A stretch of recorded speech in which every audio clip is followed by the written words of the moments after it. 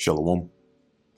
First and foremost, I want to give all praises, honor, and glory to Yahweh, Bahasham Yahushai, Bahasham, Recha Kudash. Double honors to the elders and the apostles of Great Millstone, and peace and blessings to the elect. And today we're going to go into the book of 2 Kings, the 16th chapter. And here we see the we hear a bit about Ahaz, right? As at the end of the previous chapter, it mentioned Ahaz coming into power, and I believe, who was it that was his father, right? Uzziah, or Jotham, actually. Yeah, Uzziah was his grandfather. So this is 2 Kings chapter 16, verse 1. Ahaz reigns over Judah. Now this is the same Ahaz that is there at the time of, or the prophet there at the time being Isaiah. And in the book of Isaiah, he is referenced there as well. All right, so that's the same time period here. In the 17th year of Pekah, the son of Remaliah, Ahaz, the son of Jotham, king of Judah, began to reign. 20 years old was Ahaz when he began to reign, and reigned 16 years in Jerusalem, and did not that which was right in the sight of the Lord Yahweh his God, like David his father. So Ahab went off, and you'll see what he did. But he walked in the ways of the kings of Israel. And what did the kings of Israel do primarily? Right? A lot of idolatry, a lot of heathenistic pagan worship, right? They did that, and it seems here Ahaz followed suit. Yea, and he made his son to pass through the fire.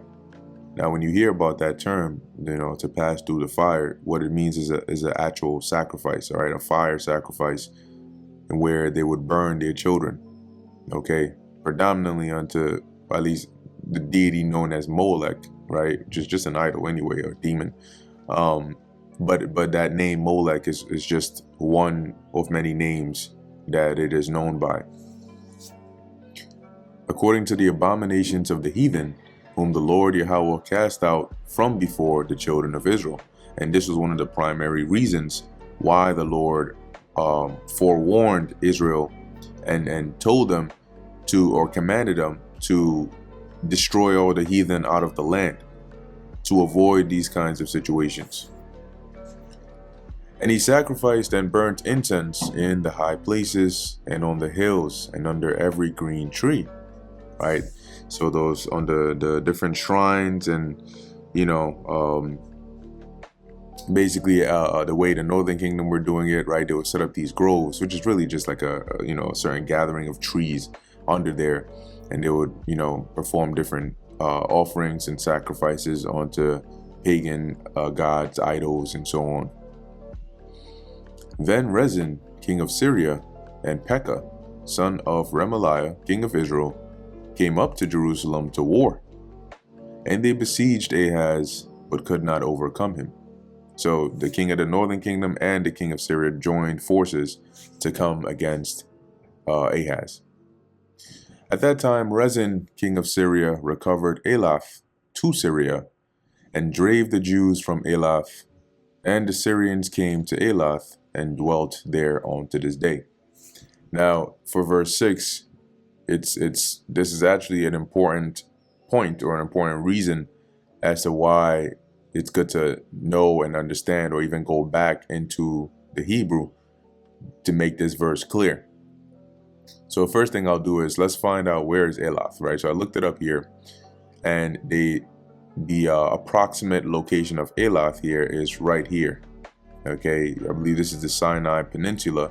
You have the Red Sea, and then you have right here on this coastal area, you have Elath.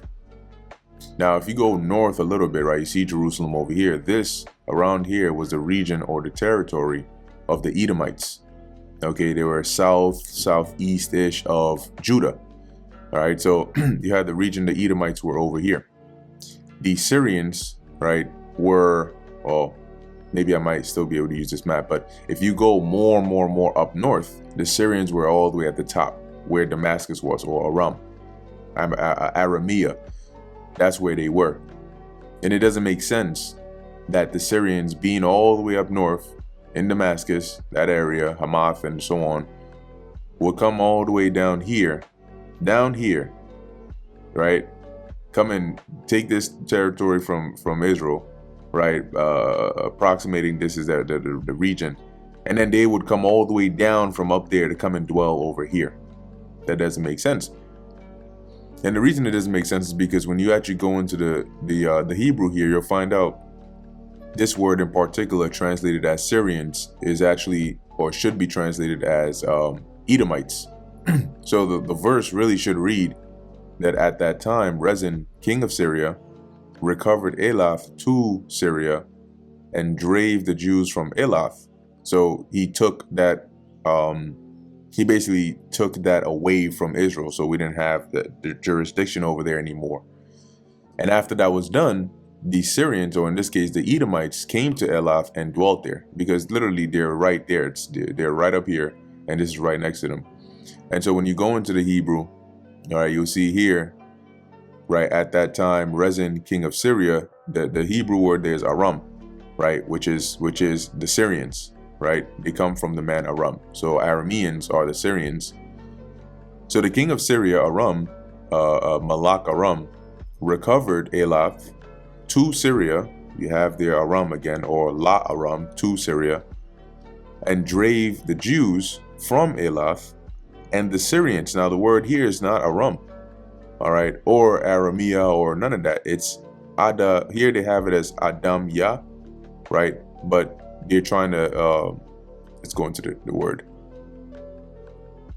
The patronymic form, meaning the original form here, they have as Adam or Adama, which really should be Adawam, which is Edom. Okay, there you go. Edom, red, Edomite, Idumean. Okay, so that is the actual word over there. So here you have the word Idam Yah, which is they're trying to say the plural of Edom, which would be Edomites. Okay, and so which really should be Adawam Yum, right? Or something along those lines. But anyway, the word there is Edomite.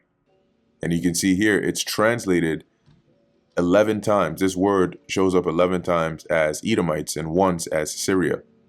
Okay. And see if it shows it here. Yeah. So it's the same word that's used in Deuteronomy 23.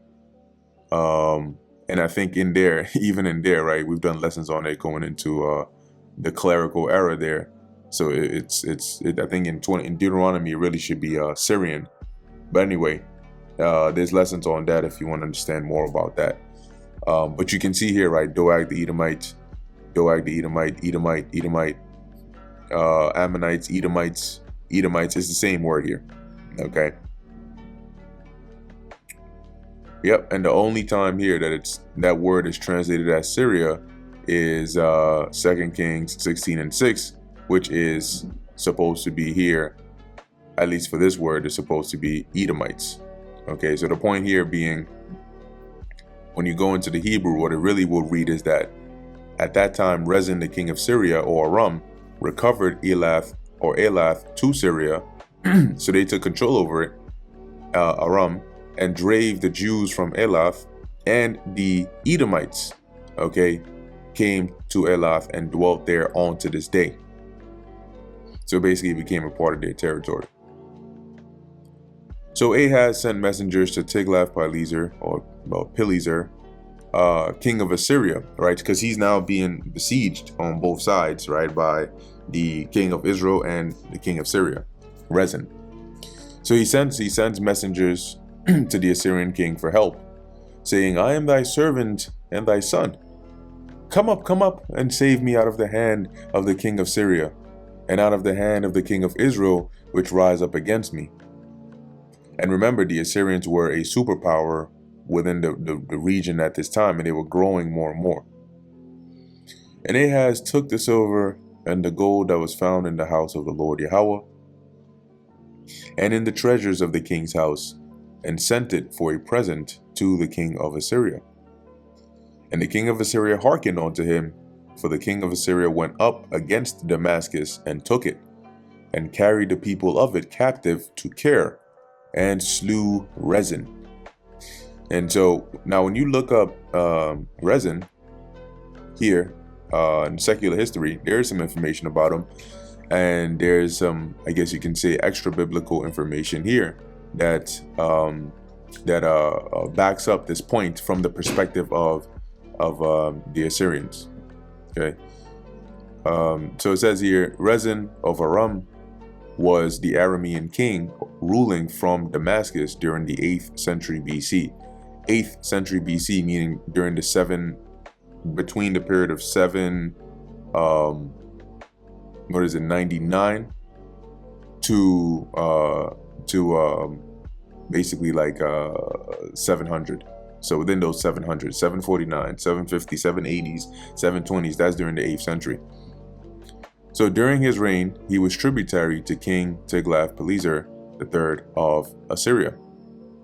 Rezin conspired with a number of Levantine kings. These are the kings that were within the region of the Levant, right? Which we went over yesterday, but it's that region, that portion there, from right around here, really, right? That middle portion there. In any case, examples being Hiram II of Tyre. To rebel against Tiglath-Pileser III, Rezin's reign ended in 732 BC when Tiglath-Pileser III sacked Damascus and annexed Aram. And now here's the context, right? In order to save his life, he, Rahianu, fled alone and entered the gate of his city like a mongoose. I impaled, and this is from the perspective of Tiglath-Pileser III. And by the way, the Assyrians were very brutal. You know, that's one detail to mention. They had some very brutal punishments. You know, and that was to put so much fear in their enemies to deter them if they became captives from acting stupid. I impaled his foremost men alive while making the people of his land watch. For 45 days I set up my camp around his city and confined him there like a bird in a cage. I cut down his plantations and orchards, which were without number. I did not leave a single one standing. I surrounded and captured the city Hadara, the ancestral home of Rahianu, or Rezin, of the land of Damascus, the place where he was born. I carried off 800 people with their possessions, their oxen, and their sheep, and their goats. I carried off 750 captives from the cities of Carusa and Samaya, as well as 550 captives from the city of Metuna. Similar to what we read here about how when the king of Assyria came to Damascus, he took it and carried the people of it captive to Kir and slew Rezin, as we're reading here. Like tells after the deluge, I destroyed 591 cities of 16 districts of the land of Damascus. So I'll read this part real quick. It says Assyrian inscriptions indicate that Tiglath-Pileser made a 3-year campaign in the Levant from 734 to 732 BC. In the first year, he attacked the Phoenicians and sacked the coastal cities of Tyre and Sidon. In the second year, he devastated the land of Aram and the Arabs living in the Transjordan under Queen Shamsi. Although he beat the Arameans in the field, he failed to take Damascus. And so that's why, you know, Rezin was still able, right, and the Syrians were still able to be active up until this point. In the third year, he managed to take Damascus, where he slew King Rezin, as we read in the scriptures. He also destroyed and leveled the villages in northern Israel. He boasted of, and that's where you go into the time of Tobit, right? Taking the deportation of the northern kingdom and the taking away of Israelites into the land of Assyria.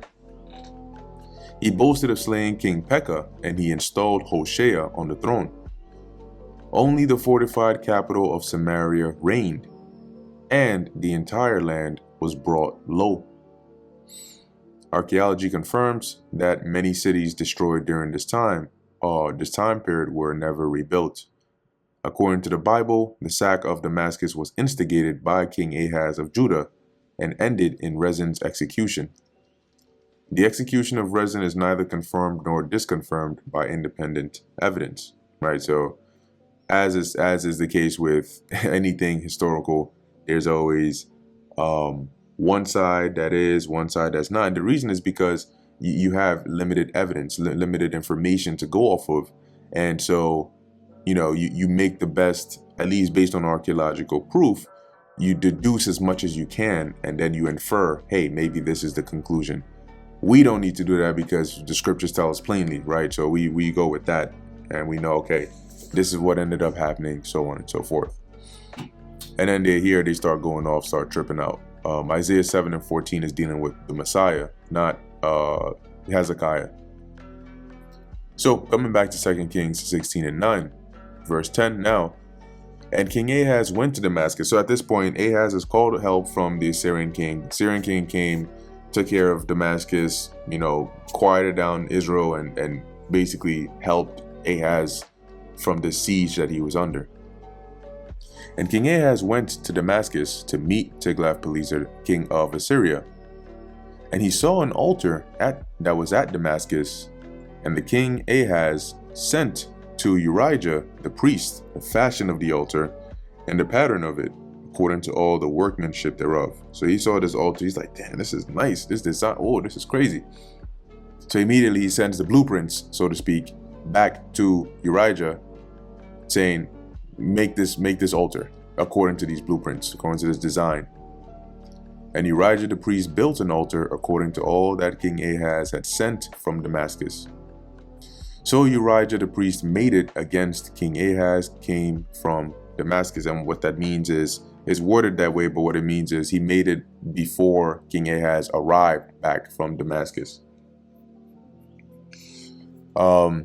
And when the king was come from Damascus, the king saw the altar, and the king approached to the altar and offered thereon. So he saw it, he's all happy, and this looks so good, offer me, give me this. And so, he basically had an offering made for him, right, on the altar, and he burnt his burnt offering and his meat offering, and poured his drink offering, and sprinkled the blood of his peace offerings upon the altar. And this is being the new altar, right?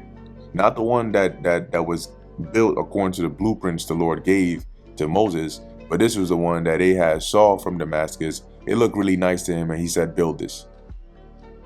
And he brought also the brazen altar, which was before the Lord Yahweh. So this was the original altar, according to the design that the Lord wanted. He had them take that from the forefront of the house, from between the altar and the house of the Lord, and put it on the north side of the altar. So in other words, he had them move it from its original spot and move it somewhere else. And King Ahaz commanded Urijah the priest, saying, upon the great altar, burn the morning burnt offering and the evening offering, or the evening meat offering. Now remember, according to the law, right, there was a morning oblation and an evening oblation that the priest would constantly offer before the Lord, right? Ahaz says, don't do that on the old altar anymore. You do it now on the new one. And the king's burnt sacrifice and his meat offering with the burnt offering of all the people of the land, and their meat offering and their drink offerings, and sprinkle upon it the blood of the burnt offering and all the blood of the sacrifice, and the brazen altar shall be for me to inquire by. So when you're reading the law, right, you can go in there. It should be in the book of Leviticus, but it goes into the details of the different types of sacrifices, right? And when you would slay the animal, the blood would be, in one instance, right, the blood would be dipped on the horns of the altar and then poured on the side of the altar, right? And so he's saying all those things you do, no longer do it on the original altar, the brazen one. You're going to do it on this one here. That one, I'll think about what to do with it. And when you go into the word inquire, right, it's Baquar, which is ironically, right, my name. It's interesting because there are other, actually it's very interesting, right? So here you see in the Hebrew, let me actually pull this up here. the king's offering, and then you have the word, where are we? Inquire. Right, so you have two different words here that look very similar in spelling, right? You have here morning, right? Ba kwa, but I believe this in the morning is ba kwa ra, meaning the kwa and the ra are not joined. So it's spelled with the same three characters, but it's pronounced ba kwa ra. And then you have here ba kwa, right, which is the joining of the kwa and the ra, which changes the meaning here. So here you have to seek, inquire, consider, right, which would be the Bakwar of my name, right, Bakwar Math. And then you have the Bakwara, which here means morning, and so on, right? But going back to the point of the lesson here, when he says to inquire of, right, that would be for me to inquire of, the word there being to consider, right, to seek, to reflect.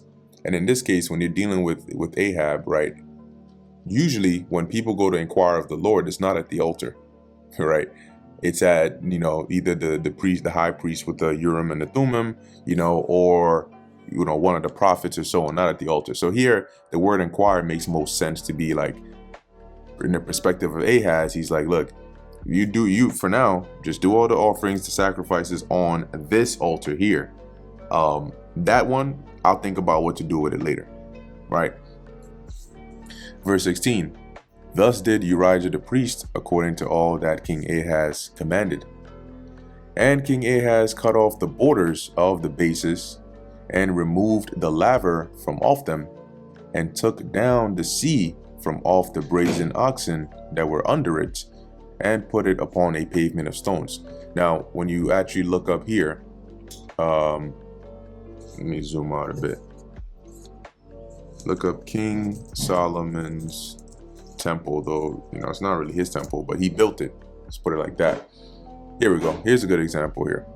So when you take a look here, you see these here, this here, you have these, right? The lavers, they were basically to hold water. This was a very big one here.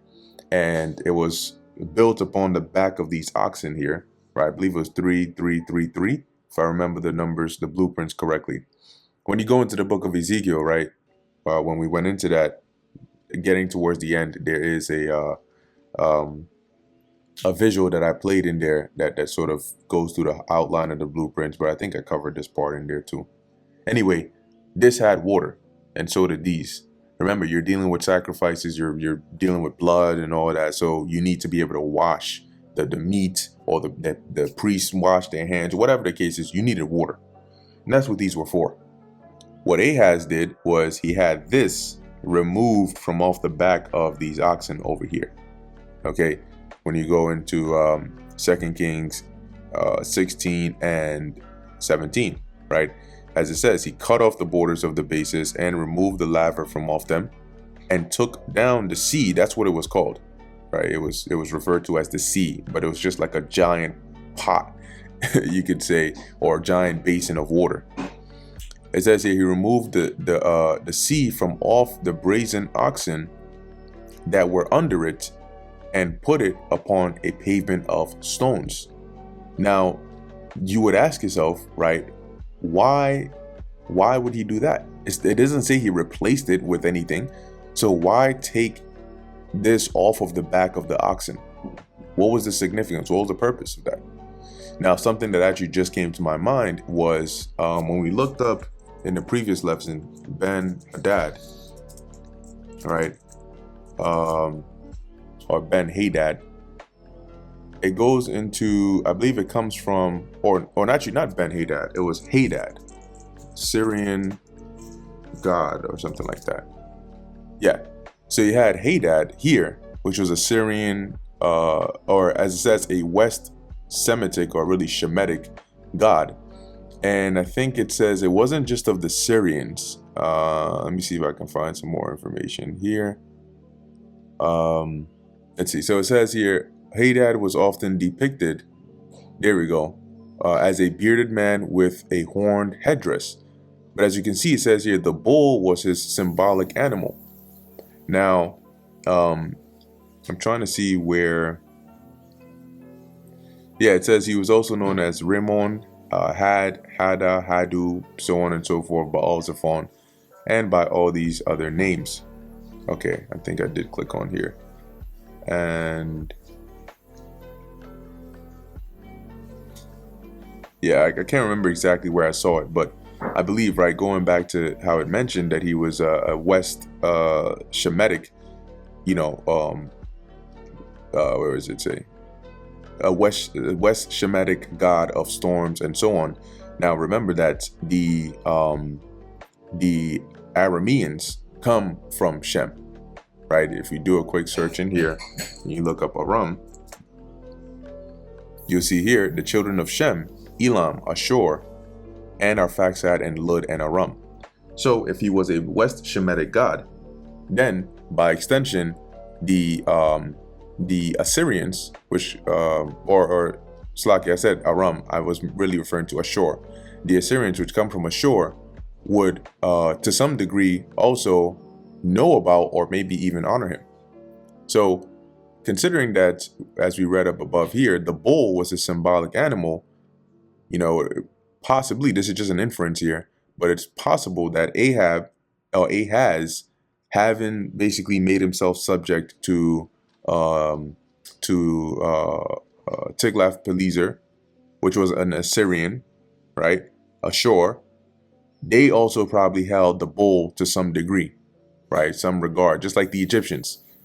And so imagine maybe he comes here and you'll find out what else that Ahaz did for the benefit of the Assyrians. If he was to come here and to see something like this, possibly that might enrage him, or that might not put him in good standing with Ahaz, right? To see maybe a sacred animal or an animal that is a symbol of one of their deities or one of their gods being looked at as a servant, right? Or carrying this burden here, maybe it might not be such a good look for him.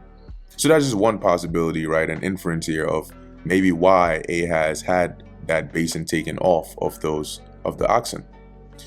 Anyway, it says here, and the covert for the Sabbath that they had built in the house, and the king's entry without, turned he from the house of the Lord for the king of Assyria. So he did this for the king of Assyria. And in other words, he altered, because it's difficult to picture how he turned it, because it doesn't give us too much details, and also we weren't there to see it. But we know that he altered this to some degree. And what this is when you go to the book of Ezekiel 46, in that vision that Ezekiel received of the temple, I'll read it real quick. It says, "Thus saith the Lord Yahweh, the gate of the inner court that looketh toward the east shall be shut 6 working days, but on the Sabbath it shall be opened. And in the day of the new moon it shall be opened. And the prince shall enter by the way of the porch of that gate without, and shall stand by the post of the gate. And the priest shall prepare his burnt offering and his peace offerings, and he shall worship at the threshold of the gate. Then he shall go forth, but the gate shall not be shut until evening." So there was basically, actually says, "Likewise the people of the land shall worship at the door of this gate before the Lord Yahweh in the Sabbaths and in the new moons." So there was this special gate and path that would only be opened on the Sabbath, right? And then close on that evening. And as we're reading here, right, it mentions here, right, the covert, which the covert here goes into like a roofing or a canopy, as it is mentioned. So verse 19, "Now the rest of the acts of Ahaz which he did, are they not written in the book of the Chronicles of the kings of Judah? And Ahaz slept with his fathers, and was buried with his fathers in the city of David, and Hezekiah his son reigned in his stead." And that brings us to the end of the book of 2 Kings 16. Lord willing, this is edifying to the elect. In closing, I want to give all praises, honor, and glory to Yahweh, Bahasham, Yahushai, Bahasham, B'rachah Kodash. And until next time, Shalom.